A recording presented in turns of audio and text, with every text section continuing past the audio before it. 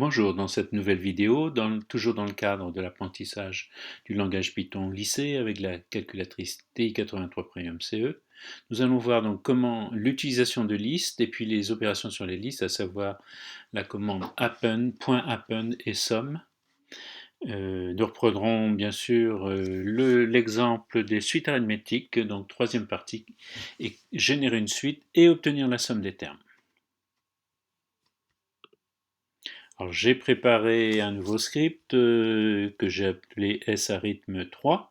J'ai mis un commentaire, donc ce script génère une suite arithmétique et donne la somme des termes.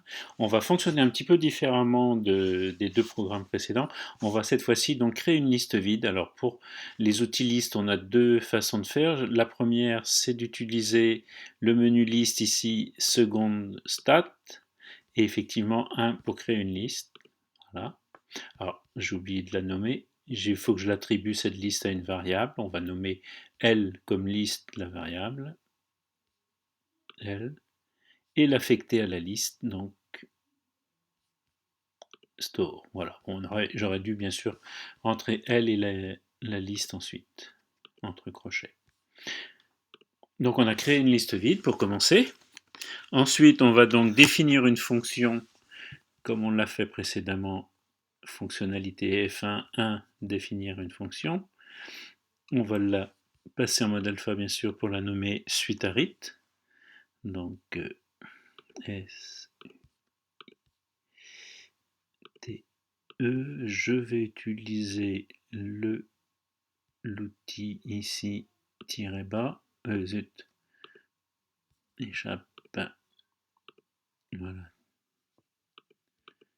Le tiré bas, sélectionner, coller, arith, A R I T H, lui attribuer ces trois paramètres U, R et N, et maintenant, quittant le mode alpha, je vais venir rajouter bien sûr le séparateur des variables, c'est-à-dire la virgule. Donc on a défini notre suite. On va maintenant, au lancement du script bien sûr, on va rentrer la valeur de U, donc on va demander de l'ajouter à la liste vide, donc on va utiliser la commande lappend. Autre mode d'accès aux commandes de liste, c'est bien sûr d'aller dans les menus liste ici, et on va prendre la ligne 6.append, qui est une commande. Alors là encore, il faut que je rajoute le nom de la liste, l.append. Donc cette commande nous indique d'ajouter la dernière valeur de la variable u à la liste L.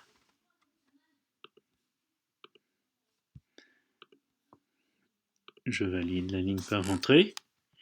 Ensuite, on va créer une boucle, donc fonctionnalité structure de contrôle 5 for i in range 0 et jusqu'à n le nombre de termes, n-1 en fait, mais comme on démarre à 0, nous aurons n termes.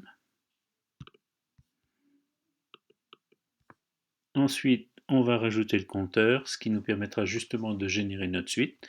Donc, la variable u auquel j'affecte la valeur u précédente plus la raison r.